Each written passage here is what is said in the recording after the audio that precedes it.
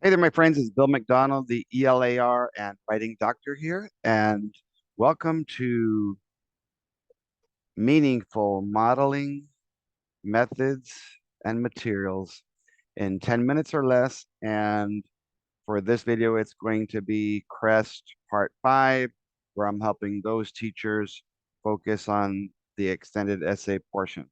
But first, I want to give thanks to my friends at Guerra Elementary in my home city of Alamo, Texas, because I got to work with their second through fifth grade teachers this past week. And I love that my shirt is red because the red in my trainings represents the question that's being asked or the topic that's being discussed.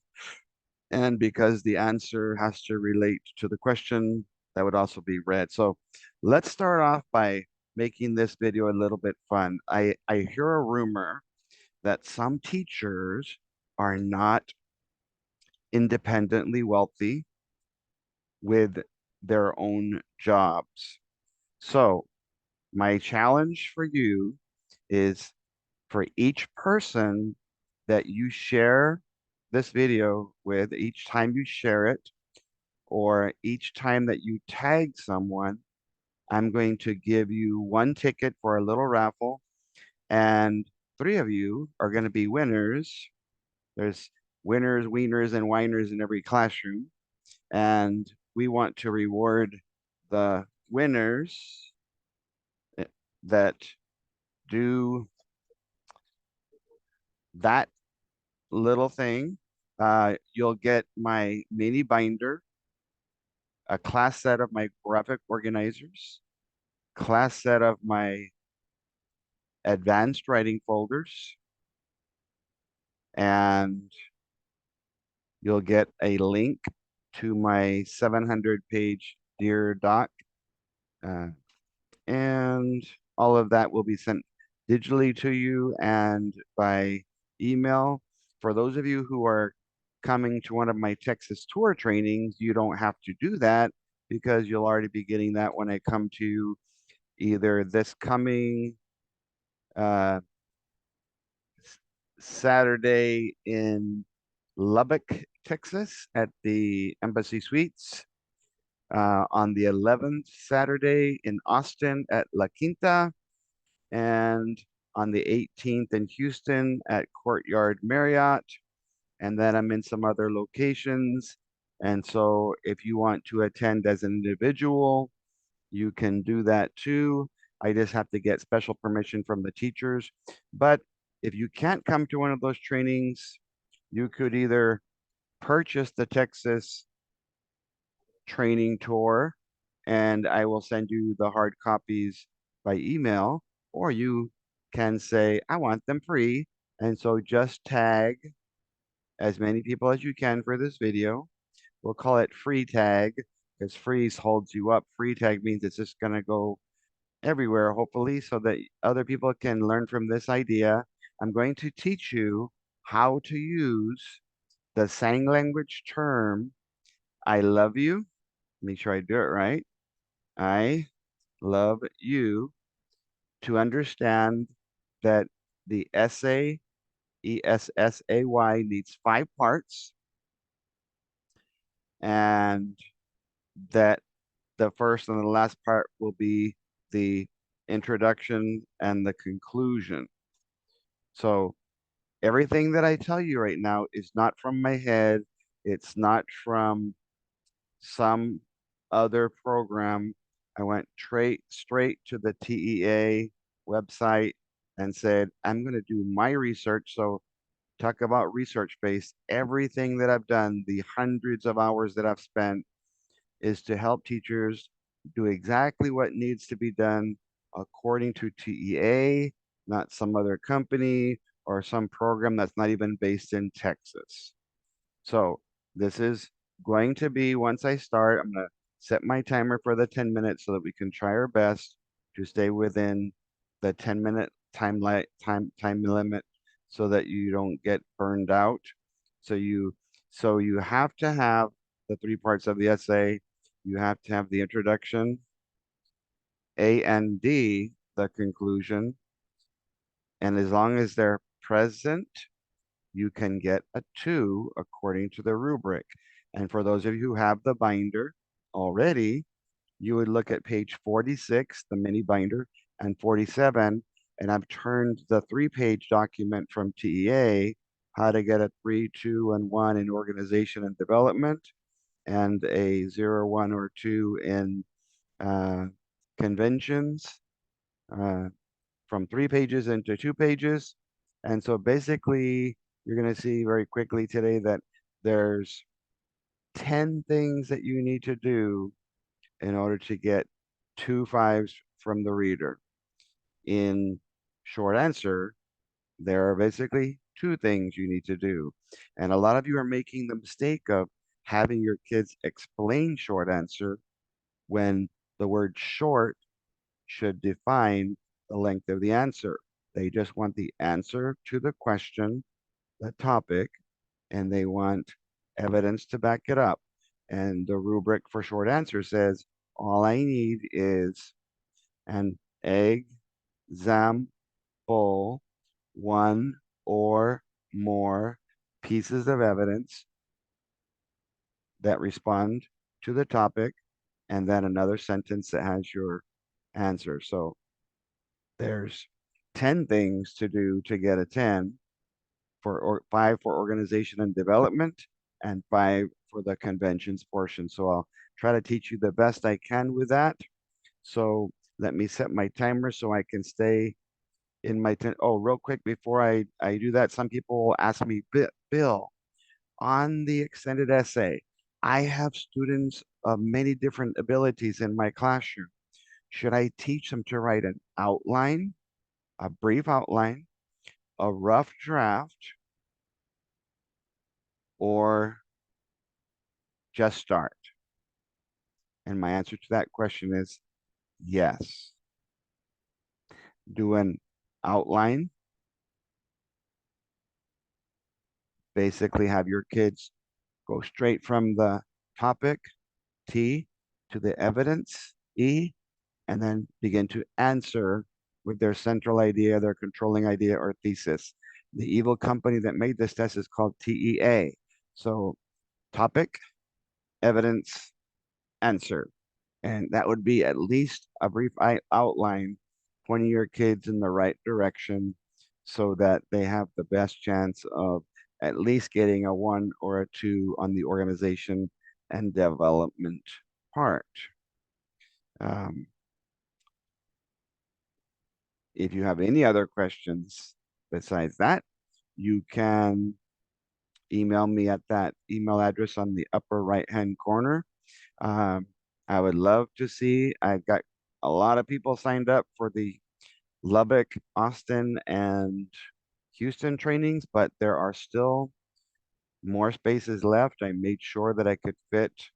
I didn't want to get too big, but I made sure I could fit at least 75. So if you come to those trainings, you not only get the materials sent to you uh, in your hands, they'll get them sent to you as an email, so you can use a computer version or an online version of them. So if you don't get to come, but you still want the materials and you don't win the raffle for tagging people, then what you can do is you just go into my Texas training tour, and in step 2 that has the instructions to seller, you're just going to put no in-person training, and then I'll send you the binder, the graphic organizers, the folder, the monkeys that kind of help your students count details. So any of those can work, but let's go ahead and set my timer so that I can stay to my 10 minutes or less. So the first thing that I think I should do is make sure that you see that, as I told you, that everything I want to share with you today on the essay has to be based on the rubric. And as you see here, as I mentioned, it's on page 46 and page 47, some real relevant things The controlling idea thesis is clearly and fully developed, and for fourth grade, it's the central idea. It does not say that you have to repeat those words. So you can respond to the topic with those three for the elementary, middle school, and high school. You can respond by restating if you have lower kids who struggle. You can respond by rephrasing, or you can have a very reflective response because for organization development, it does say you have an effective introduction and conclusion. So if you look at my hand over here, if you have an effective introduction and conclusion, effective, they can say, oh, then you're still in three land. Not only did you give me a central idea, but in the way that you wrote it or something that you added, it really got our attention. The evidence is the next part that's important, that it's a combination of organization and development, that you have to have relevant text-based evidence that's clearly explained. So evidence, choosing relevant text-based, but here's, listen carefully, it supports and develops the controlling idea and thesis. And it's not mentioned there, but your thesis has to support and develop whatever the topic was. And for extensive essay, 1, 2, 3, 4, 5. There's going to be 5 bullets on how to get a 5. That's the one thing that you'll see. And then a lot of people don't pay attention to this, but in order to improve your chances for a 3 in organization development, your word choices are specific, purposeful, and enhance the response. So basically, you're saying is, give me some great vocabulary. Give me the voice of the characters as you're describing them, or the spice, the flavor. How are you writing your words and your vocabulary so that they're specific and personal? Because that makes the paper more engaging. So if you compare the difference between a 3 and a 2, the big difference is your introduction and conclusion. For a 2, it just says they're present. So you can use anything, and as long as there's an opening and a closing, then you can still qualify for 2 land. But they say here that some of your evidence is not always relevant. It doesn't relate to, it's not developed enough, but you can get a 2 for that. So using that as my Bible and the how to get a 2, 1, or a 0 in conventions, the keywords are consistent. And if you think of capitalization, usage, grammar, punctuation, spelling, and sentence construction, such as sentence boundaries, if that's consistent, then you can get the other 2 points, and 3 plus 2 is a 5. If they feel that it's uh, inconsistent, but not too bad, you can get a 1.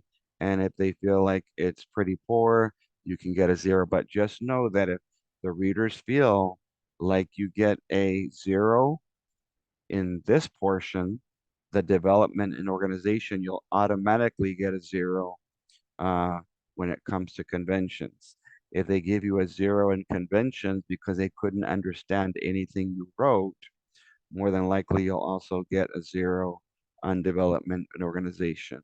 So based on that, I want you to look at this cool thing that I found at Dollar Tree. Basically, it's a cookie cutter. So when you're teaching your kids the process of writing, whether it's expository, informative expository, or opinion argumentative, you still need an idea. The body is still the heart of the essay, and there you have to have an ending, also known as a conclusion. So these are $1.25 at the Dollar Tree, and I thought they were really cool. One thing you could do with your kids is you can bake the cookies at home using these little metal cookie cutter images and then bring them and have your kids come and decorate them the colors that I will show you in a moment. Okay. So based on that, I was like, okay, well, I'm going to use the colors of a traffic light. And if you're doing short constructed responses, short answer correctly, you're going to be asked a question in the form of a question. They want the answer and they want the evidence. Can you tell me where the evidence is? Yes. Can you put the evidence in quotations? Yes. But the key here is uh, the evidence, whether you put it with or without quotations, and that goes not only for the short answer, but for the extended. And keep in mind, extension means longer. Essay, 1, 2, 3, 4, 5 will have 5 bullets. So with short answer, you stop there. All of you will get in third through 10th grade at least one of these, and you'll get one of these above the red line, most likely because it says for elementary and middle school, there are only two 2-point questions for you guys. So more than likely, one of them will be short answer, and one of them will be one of these forms, and most of them will be regular multiple choice. So if you see the red, what do you have to? You have to have an introduction, another red. You have to have a conclusion that ties it together like the shoelaces.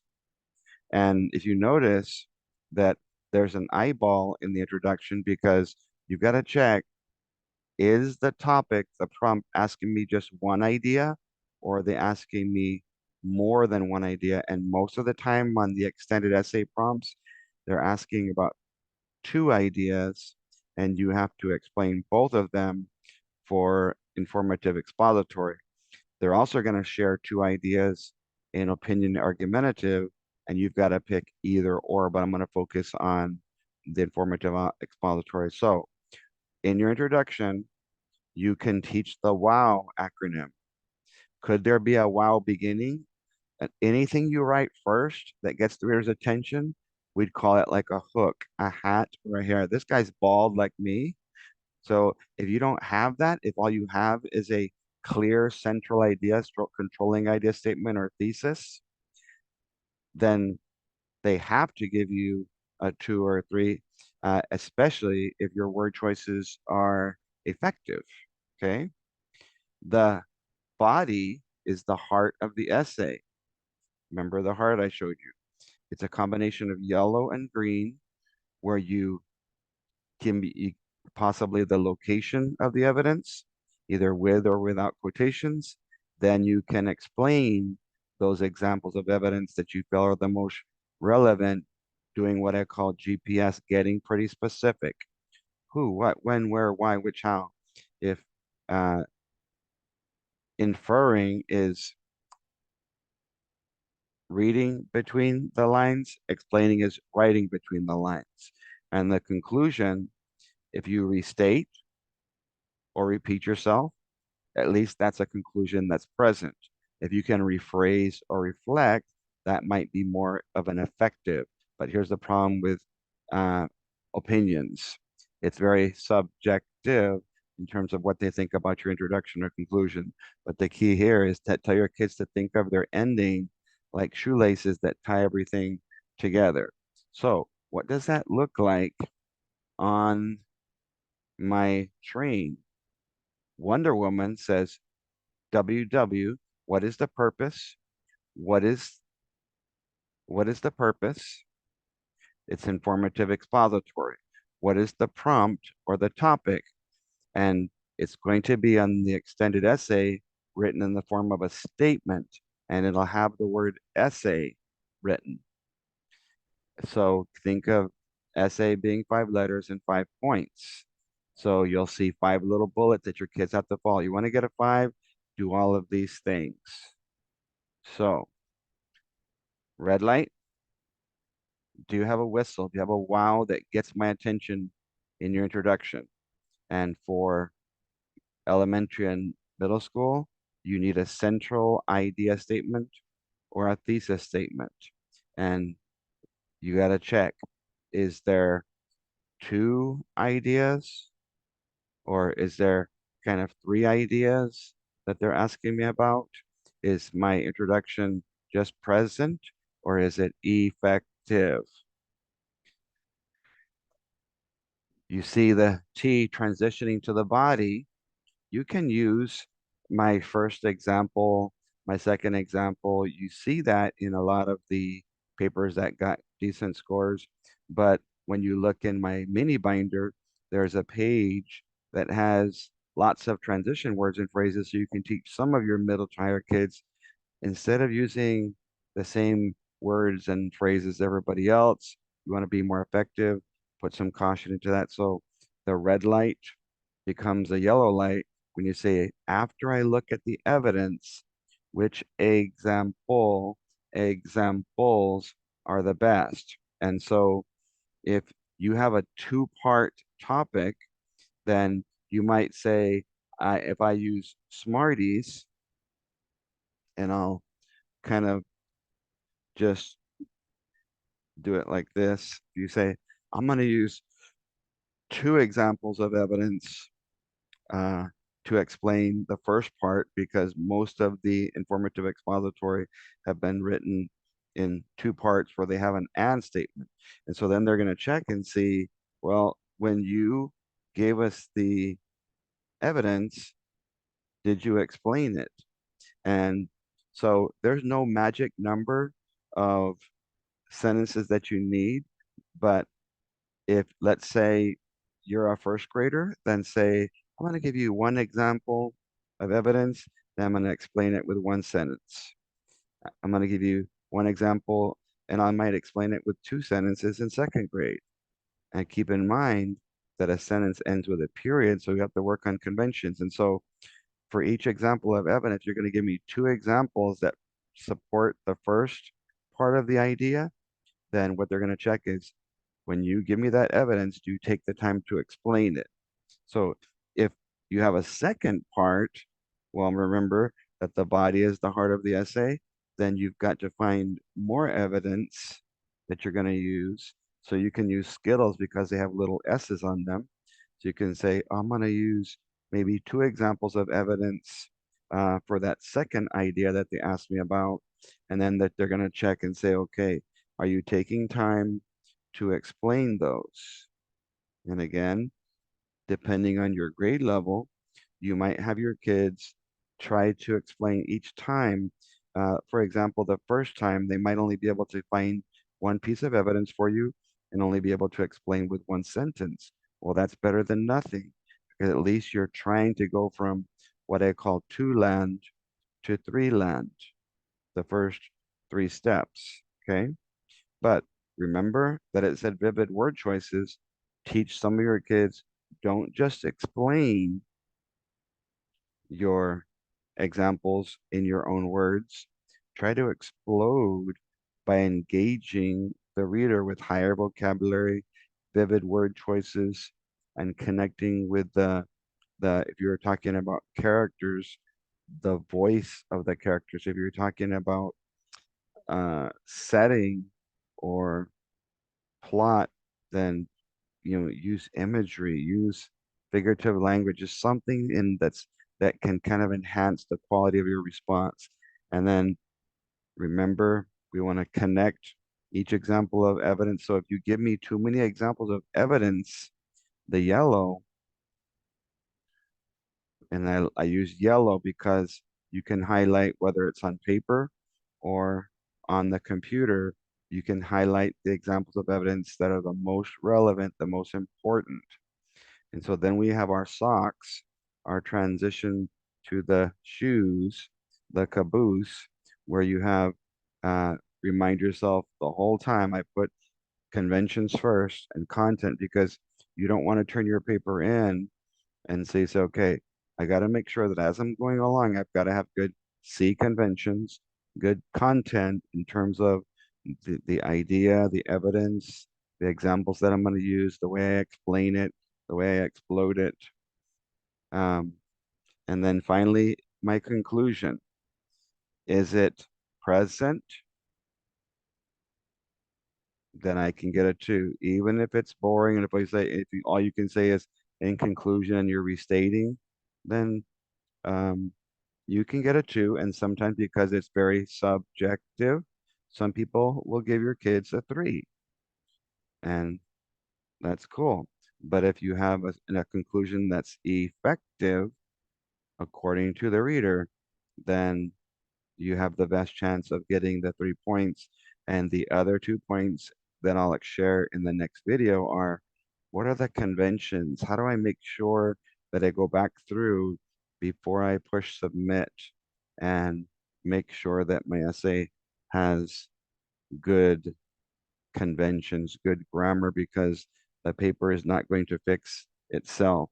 And so when we get in that argument about, well, all brainstorming, planning, and rough drafts, so this is sort of like an outline.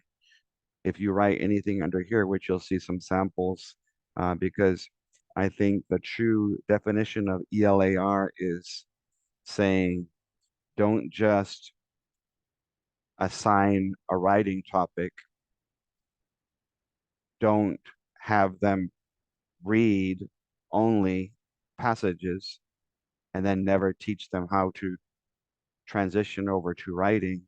True ELAR says listening, speaking, reading, and writing. But I feel that's not enough, that you have to actually be looking and seeing, hearing and listening. Then you can add the speaking and the reading and the writing. So what does that mean? That silence is deadly in a classroom of auditory learners. So on test day, they should probably be using whisper phones and speaking softly their essay so that they can listen to how it sounds with their ears and they can see how it looks with their eyes and give them a much better chance. So that as this one went a little bit long, I apologize for that. Um, I know I went over my time on that one. Um, but I felt like I wanted to make sure I give a good foundation for the extended essay portion. Remember, take some time to share or tag somebody. I'll give you 1 point for sharing, and then one ticket, and then 1 ticket for each time that you tag somebody. Uh, you can tag them all in the same tag if you want, and in a in about a day or two, I'll put a bunch of names on tickets based on those that took the time to tag your friends, and I'll have a raffle where 3 of you can win the binder, a class set of those folders that you saw, those graphic organizers, even some monkeys for the visual to help things be kinesthetic.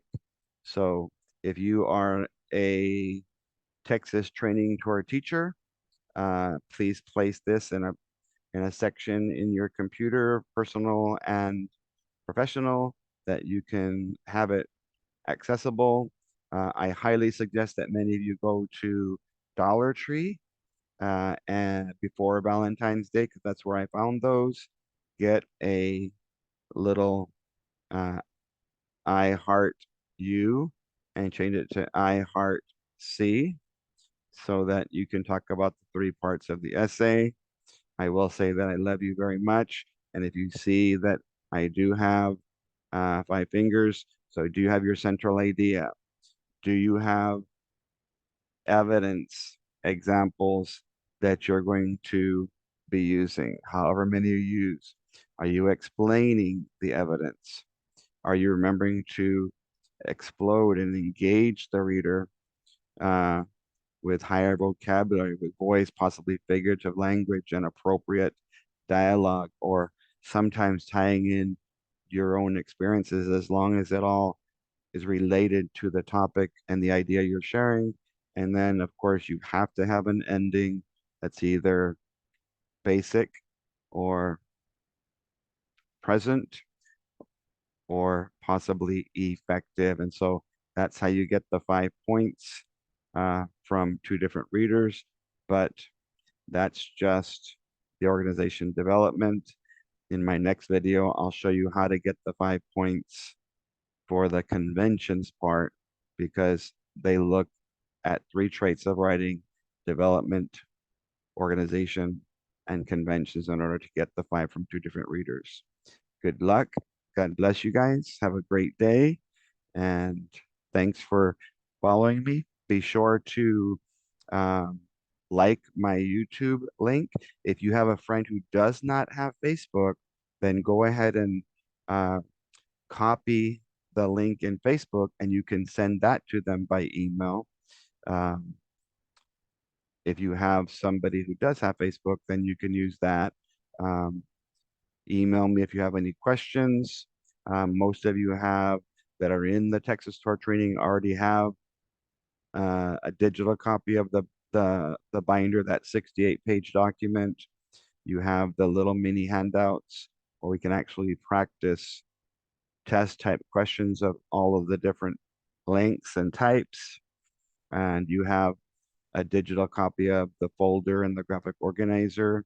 So you have everything you kind of need to get started. If I've already gone to your training, to your city in the Valley in Edinburgh, San Antonio, Dallas, you already have the materials.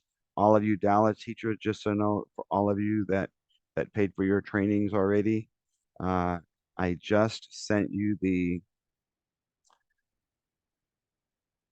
folders and the graphic organizers in the mail yesterday.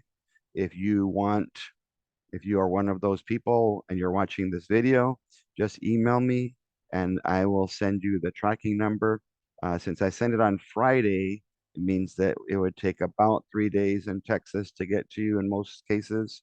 So Saturday, Monday, Tuesday. So most of you from the Dallas training will get your graphic organizers and your folders on Tuesday. All right, you guys take care.